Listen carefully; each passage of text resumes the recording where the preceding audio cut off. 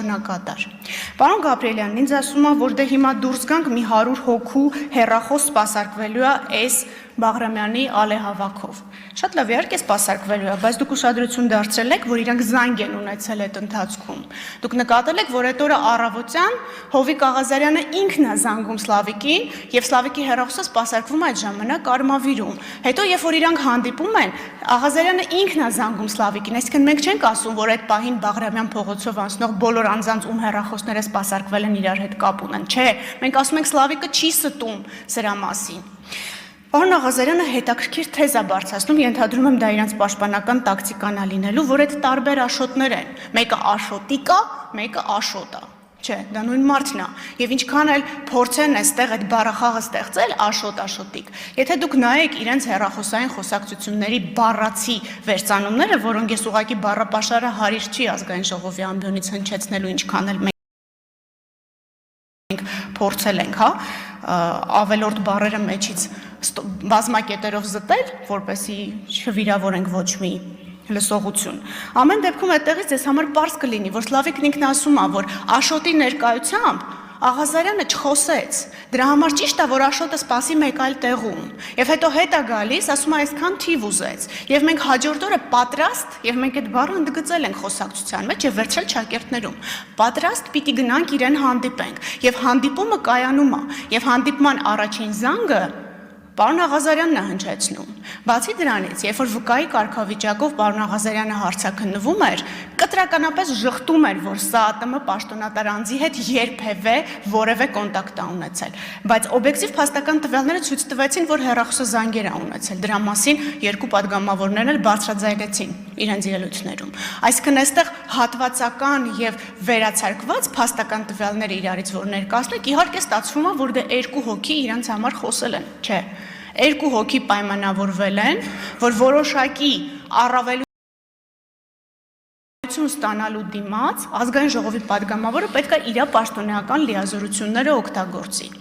Պարոն Աղազարյանը շահարկում ասում է, այ հիմա դուք ինձ թույլ կտաք, որ քրեական հետապնդում հարուցեն, եւ դրանից հետո ինձ կտանեն ու կկալանավորեն։ Ես նորից պիտի հիշեցնեմ ազգային ժողովի կանոնակարգ սահմանադրական օրենքը եւ ասեմ, որ որպեսզի ես կարողանամ ազատությունից զրկելու հետ կապված որևէ խափանման միջոց,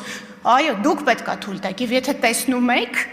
ես ոչ մի նման միջնորդություն չեմ ներկայացրել։ Պարոն Թունյանը նշեց Վճռաբեկ դատարանի որոշման մասին։ Պարոն Թունյան, շնորհակալություն, որ որոշման մասին խոսելու հնարավորություն տվեցիք ինձ։ Ես կխնդրեմ այնտեղ ուշադրություն դարձնեք, որ դատարանը արձանագրել է, որ խախտումը վերածվել է դատախազության կողմից։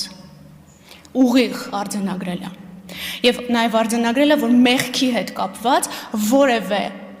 դիտարկում չունի, որովհետև օբյեկտիվ փաստական տվյալներով, ներքին դիտման արդյունքներով է հիմնավորվում։ Պարոն Գաբրիելյան, դուք նշում եք ինչ եղան Չարչյանի եւ մյուսի գործերից, կհիշեցնեմ քանի падգամավոր էին։ Արմեն Գևորգյանը դեռևս չկա այդ ցանկում։ Սեյրան Օհանյանն եւ վերաբերում էր Զորամասի, կհիշեք երասխմեք Զորամասը։ Ասեմ ձեզ, որ 2024 թվականի նոյեմբերի 29-ին մենք նաև հայցով էինք մտել դատարան, որտեղ հիմնական գործը քրեական վարույթի շրջանակներում կրկին առաջինացյանի դատարանում քննության փուլում է եւ դատարանը անվավեր է ճանաչել պաշտպանության նախարարի եւ անձի միջև պայմանագիրը եւ դրա հիման վրա ասել, որ դրան հաջորդող սեփականության իրավունքի գրանցումը եւս անվավեր է։ Դա նշանակում է, որ եւս մի փաստ, որ ես այստեղ չեմ եկել ժամավաճառությամբ զբաղվելու եւ ձեր ժամանակը խլելու։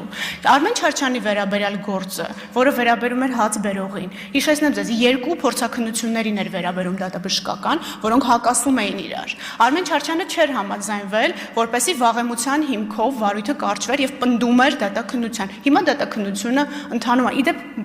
դրմբաց դատաքննությունը կարող եք հետևել։ Եվ այս պահին, քանի որ ես ենթադրում եմ, որ նման հարցադրում կլինի, առավոտյան ճշտել եմ, որ երկու փորձաքննությունների կեղծ լինելու վերաբերյալ հենց ապացույցների հետազոտման փուլն է, ինձ թվում է հետաքրքիր կլինի լսել այդ դատավարությունը։ Իդեպ Սեյրան Օհանյանի եւ մյուսների վերաբերյալ դատավարությունը բաց չի, որովհետեւ եթե հիշում եք, այնտեղ մի դրվագ կար, գաղտնի էր, այդ պատճառով միացվեց իրար, վարույթները գաղտնի են, դրա համար չեմ կարող ձեզ լրացուցիչ տեղեկատվություն տալ։ Եթե ինչ-որ մի հարցի մասին կմոռանամ ասել, խնդրում եմ ինձ հիշեցրեք հարցը, բայց ինձ թվում է բոլորը նշել եմ։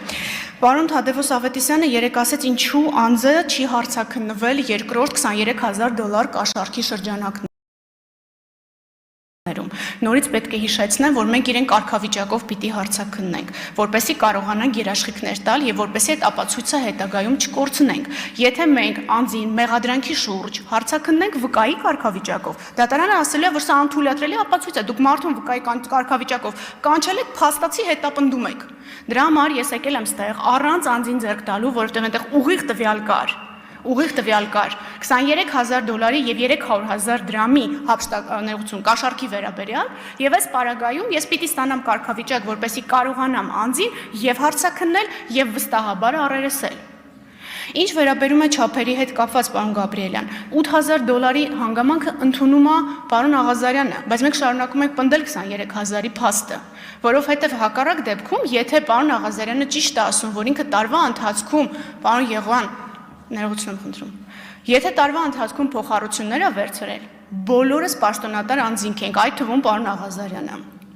պարտավոր է հայտարարագրի 8,000-ը Պարտավոր եք հայտարարագրել։ Շատ լավ։ Կգաք եւ կապը կհիմնավորեք։ Մենք ձեր ոչ մի իրավունքը երբեք, պարոն Աղազարյան, չենք սահմանափակել։ Այսօր էլ ես եկել եմ կանգնել եմ այստեղ եւ ձեզ բոլոր փաստերը ներկայացնում եմ, որպեսզի հնարավորություն ունենաք ձեզ կարգավիճակով լսելու։ Ինչ վերաբերում է ավելի շուտ չգալուն, հարգելի պատգամավորներ, պատվարժան պատգամավորներ, ես այսքան ապացույց, որ վարույթի ընթացքում ձեռք եմ բերել, նախաքննությունը գրեթե ավարտված եկել եմ, դեռևս դժգոհություններ կան հիմնավորվածության, կապերի մասին, պատկերացնում եք, ես մի տարի առաջ գայի, երբ որ այս բոլոր գործողությունները արված չէր, միանգամից մերժելու էիք։ Իդեպ այդ նույն տրամաբանությամբ որ անընդհատ քննարկվում է կալանքը որպես պատժիչ գործի կալանքը եւ այլն, հենց առաջինը դատախազությունն է շատ դեպքերում դեմ լինում կալանքը տանելուն ինչի, որովհետև դատարանները այդ փուլում սկսում են մեղքի հարց քննարկել։ Սկսում են այդ ապացուցողական բազայի շրջանակում ասել, որ հիմնավոր կասկած չկա։ Եվ եթե նկատել եք, ոչ մի պատգամավորի վերաբերյալ գործով ես երբևէ կալանքի մասով որևէ հարցադրում ազգային ժողովի առաջ չեմ բարձրացրել, որովհետև մեզ համար այդ վերջին ամենալուրջ խափանման միջոցը այս գործերով կարևոր չի։ Մենք ունենք արդեն այնքան փաստական տվյալ, որ մենք կարող ենք այս գործերը ուղարկել դատարան։ Դուք կհամաձայնվեք, թե չեք համաձայնվի, հարգելի պատգամավորներ, դա ձեր որոշելիքն է, բայց անջատված մասով գործը ես ուղարկելու եմ դատարան։ Ինչու եմ ասում ես, որովհետև ես հսկողություն եմ իրականացնում հակակոռուպցիոն կոմիտեի նկատմամբ։ Դատական ակտի արդյունքներով նորից եմ գալու։ Եվ այնքան ժամանակ, մինչև գործի լրիվությունը կապահովվի եւ կկարողանանք վստահ ասել, թե ով էր ճիշտ, ով էր սխալ։ Այս առումով որևէ չասեմ, ճնշում բառ այսօր շատ ասեցիք, որևէ պարտականություն ձեզ վրա դնել, որևէ մեր պատասխանատվություն ձեզ վրա թողնել չկա։ Դուք եք այն մարմինը, որ մեզ թույլ եք տալի հետապնդում հարուցել։ Եթե այդ դրույթը չլներ, մենք հետապնդում կհարուցենք, կուղարկենք դատարան։ Ոնց որ անում ենք մյուս բոլոր գործերով։ Անընդհատ շահարկվում է, սա կգա հաղորդման ժամանակը կխոսենք արդարացման դատական ակտերի թիվը։ Գիտեք ինչքան է։ 1.8%։ Եվ ես մանրամասն կխնդրեմ, որ ծանոթանաք մեղադրանքի դրվագներին։ Մենք շատ